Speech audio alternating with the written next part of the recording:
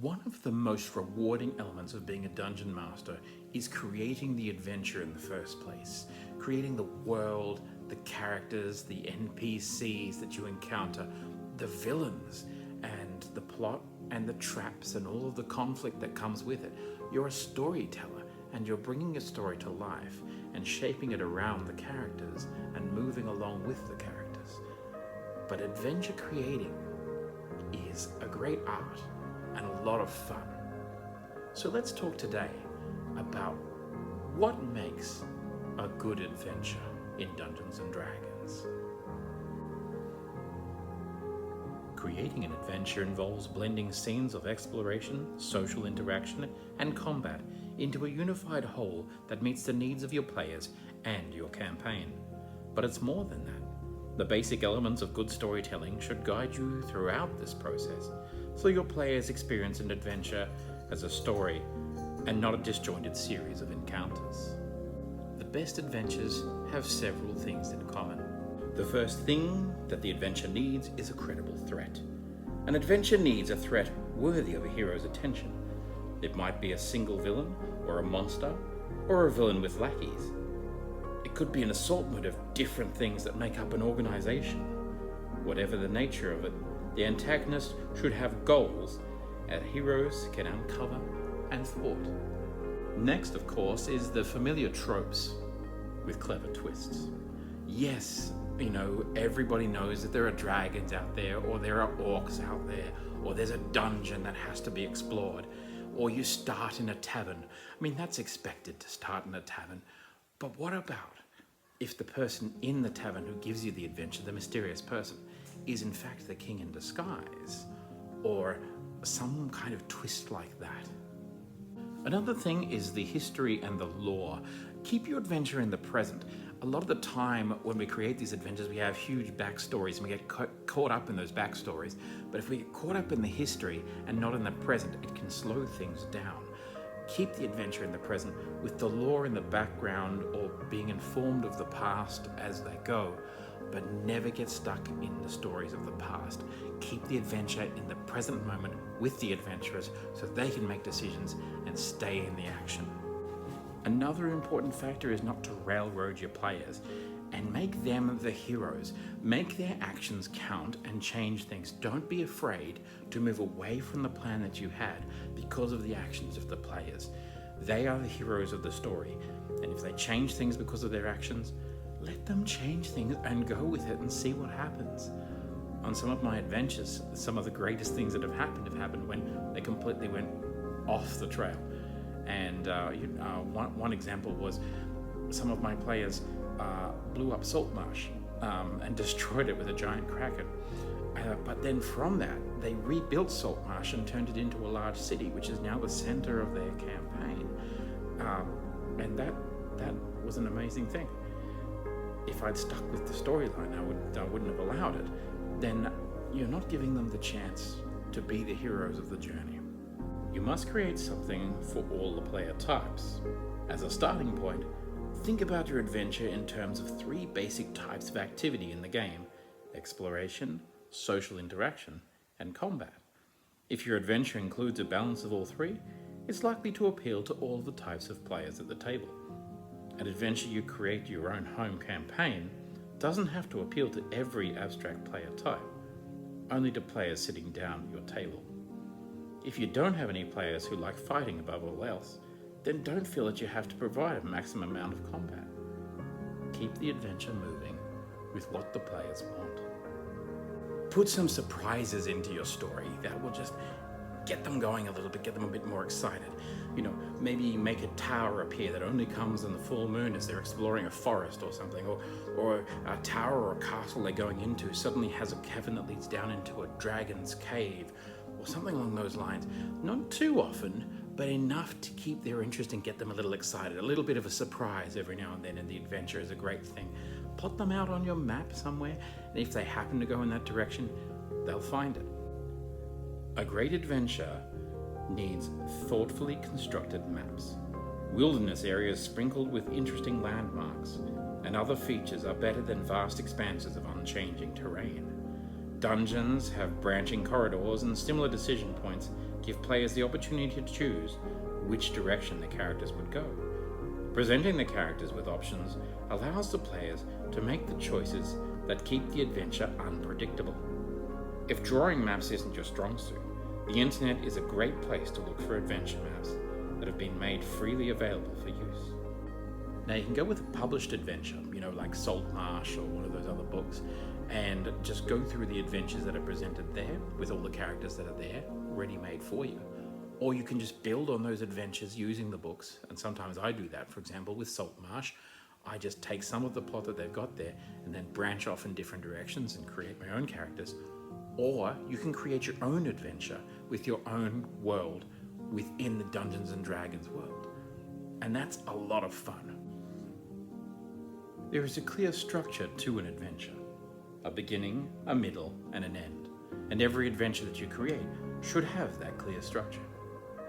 Granted, you may branch off from that structure depending on what your players do, but the structure needs to be there nonetheless. The beginning of the adventure should have a good hook to it, something that grabs their attention and should be adventurous and exciting so that the players look forward to the next session. So in the beginning, what you do is you may introduce characters, but don't make it slow and paced. It should have adventure to it, a hook for something like a treasure they need to get, or they need to save somebody, and they're in the tavern, someone comes in and asks for their help. Or in one case I had a person runs in with a map and then collapses dead on the ground, and then the adventure was who has poisoned this man and what is the map to, and there's an adventure around that. So the beginning of your adventure has a hook to it that gets them in and wants them to get involved in the adventure. The middle of an adventure is where the bulk of the story unfolds. With each new challenge, the adventurers make important choices that have a clear effect on the conclusion of the adventure. Over the course of the adventure, the characters might discover secrets that reveal new goals or change their original goal. Their understanding of what's going on around them might change. Maybe there's rumors. Perhaps the so-called spy in the Queen's Court is actually a scheme concocted by the monarch herself to seize even more power. At the same time, the adventurers are working to thwart their adversaries. Those adversaries are trying to carry out their plans. Remember that the characters are the heroes of the story. Never let them become mere spectators watching as events unfold around them that they can't influence. Sometimes the trap is that the DM enjoys the NPCs so much and wants to be part of the adventure that the NPCs can take over. You've got to be very careful that the NPCs play a role in the story, but the central focus is on the heroes themselves.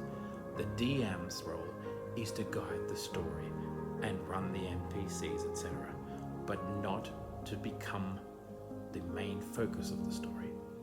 Some DMs can overtake the story with their NPCs to the point where they become another character. In my adventures, I'm very careful for that not to happen. The story and the adventure should be about the heroes. Then comes the ending. The ending encompasses the climax, the scene or encounter in which the tension building throughout the adventure reaches its peak. A strong climax should have the players on edge, with the fate of the characters and much more hanging in the balance. The outcome, which hinges on the characters' actions and decisions, should never be a foregone conclusion. An ending needn't tie up everything in a neat bow. Story threads can be left hanging, waiting to be resolved in a later adventure. A little bit of unfinished business is an easy way to transition from one adventure to the next. Now let's talk about adventure types. I'm going to first concentrate on the location-based adventure. Location-based adventures have several steps to them. The first is to identify the goals of the party. Now, if you want, you can go to the Dungeon Master's Guide. On around about page 73 onwards, there are different types of goals for different things. Dungeon goals, wilderness goals, and other goals. So once you've chosen your goal, you then identify the important non-player characters or NPCs. The adventure villains, the adventure allies, and the adventure patrons. And again, there's a list of these that you can find in the Dungeon Master's Guide on page 74. Then you need to flesh out the locations. Suggesting, creating, and fleshing out the adventure location, there are many different ways to do that. Once you've done that, find the ideal introduction. The adventure introduction could be something like, while traveling in the wilderness, the characters fall into a sinkhole that opens beneath their feet, dropping them into the adventure location. Or a town or village needs volunteers to go on an adventure. Simple things like that. Again, a list can be found on page 74 of the Dungeon Master's Guide. Then decide on the ideal climax. Now, when you're looking for a climax of a story, there's a list of them that you can find on page 75 of the Dungeon Master's Guide. An adventure climax could be something like the adventurers confront the main villain and a group of minions in a bloody battle to the finish, or traps, hazards, or animated objects turn against the adventurers while the main villain attacks. The next thing you need to do is to plan your encounters. After you've created the location and the overall story of the adventure, it's time to plan out the encounters that make up the adventure. In a location-based adventure, most encounters are keyed to specific locations on a map. For each room or wilderness area on the adventure map, your key describes what's in that area, its physical features, as well as any encounter that plays out there. The adventure key turns in a simple sketch of numbered areas on graph paper into encounters designed to entertain and intrigue your players. So that's creating a location-based adventure, but there are other types of adventures that you can create as well. And one of those is the event-based adventure, and that has a series of plans to it as well. In the event-based adventures, you start with creating a villain. Putting care into creating your villain will pay off later, since the villain plays such a pivotal role in advancing the story. You can use the Adventure Villains table in the Dungeon Master's Guide. Your villain might be an undead creature seeking to avenge the past imprisonment or injury. An interesting aspect of an undead villain is that the past injury might have occurred centuries ago, inspiring revenge against the descendants of those who harmed it. The next step in the process is to determine the villain's actions. What is the villain going to do? Once you have a villain, it's time to determine what steps the villain takes to achieve its goal. Create a timeline showing what the villain does and when, assuming no interference from the adventurers happens, those things happen. The next step is to determine the party's goals. Will it be to bring the villain to justice, protect an NPC, protect a sacred object, or overthrow a tyrant? There's a whole bunch of different things that you can choose for your adventurers, and there's a list of them also in the Dungeon Master's Guide. Of course, once you're done creating your villain and figuring out what his goals are and then figuring out what the party goals are, you then have to design some good NPCs that they will encounter along the way, and then map them out on the adventure as to where they're going to meet them, who are they, what are their goals, what do they want as well. One of the most important aspects that a lot of DMs forget is to plan the reactions of the villain to what the players do. Will the villain react in a violent way, or will the villain try to negotiate? And the best way to do that is to create a kind of flow chart. If this happens, he will react this way, or she will react this way. If this happens, they'll react this way. Try and anticipate what the players might do to try and stop the villain, and then come up with reactions that the villain will have, so you're prepared when it happens. In one of my adventures, they ended up blowing the villain up. He was in the pub and he gathered all of the bad guys together for a meeting, and the adventurer went, I'm just going to throw dynamite in, and rolled successfully and blew up the pub. Of course, the villain managed to escape, but I had a reaction ready to go for any violent actions from the party. If this happens, he will react this way. So I was ready for that, and I had my preparatory stuff ready to go when he released all of his lackeys. The next step is to detail your key locations so you can describe them to the players. Now remember to use all 5 senses. What does it smell like? What does it look like? What does it feel like? What kind of temperature is it? All those different things to engage the 5 senses in those key areas that they may go to. Maybe the throne room, maybe it's a crypt where the vampire sleeps. But if you know the key areas that they're probably going to go to, create details for that so you can describe it to them. And oftentimes my adventurers will go, how high is the ceiling? How big is the door? Because they're planning different actions. Have those details ready to go for those key rooms that you know that they'll probably go to in the adventure. Of course, the next step after that is to create an introduction, but also a climax. Make sure you have an end point. And that end point might change as you go and the plans may change. But make sure you start with something that's got a hook that grabs their attention, just like in the previous location-based adventure, that gets them going. But also have that end goal there. For example, they may be baiting the villain with some form of treasure, and they think that using that treasure will bring him there to bring him down. But within that treasure, there's a jewel that opens up a portal to another realm and brings forth demons or something like that. So you have this set piece at the end, and it may change depending on what the players have done, but make sure you have a climax in mind that ends the adventure on like a big battle or some kind of victory for them. Have that planned and ready to go so that it's not a wandering adventure that ends and I don't know where it's going to end, and it becomes clear to the players that it's just a series of adventures with no clear goal. Have a goal in mind for your villain and have a climax ready to go. And you can change that climax, but make sure you have one there. Of course, finally, with this kind of adventure, you need to plan your encounters.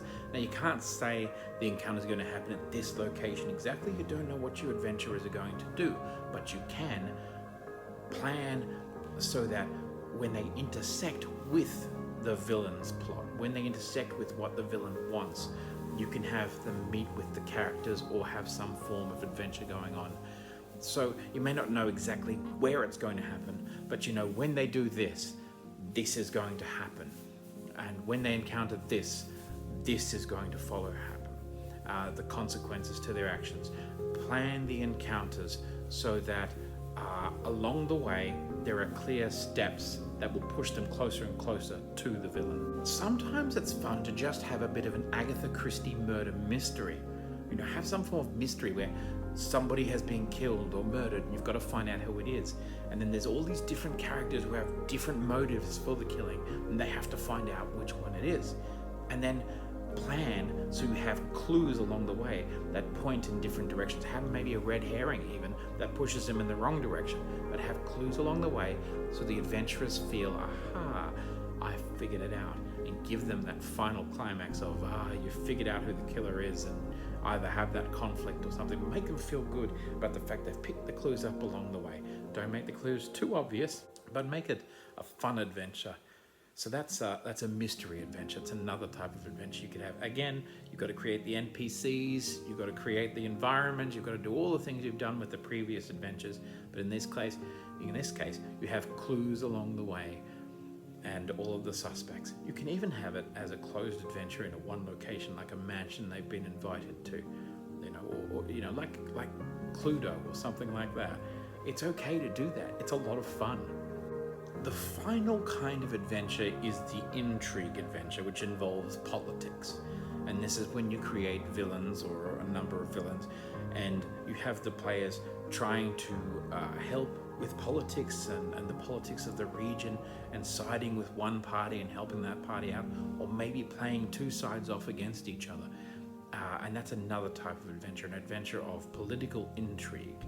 A lot of people like those types of adventures too. Again, got to create the NPCs and the characters and all of that, but in that case, there may not be an overarching plot other than the fact that there's one party and there's another party, and which party you're going to side with and who you're going to help come to power or stay in power. So that, my friends, is a basic summary of creating adventures. There are many different ways to do it, and there are many different types of adventures. And I like to try all different kinds along the way. What's your favorite type of adventure? Which type of adventure would you want to do? Do you have any questions for me? Just put them down below in the comments section. If you want to ask particular questions about creating adventures, or the types of NPCs, or the types of locations that are best, just drop a question below. Thanks for joining us, and we'll see you in the next video.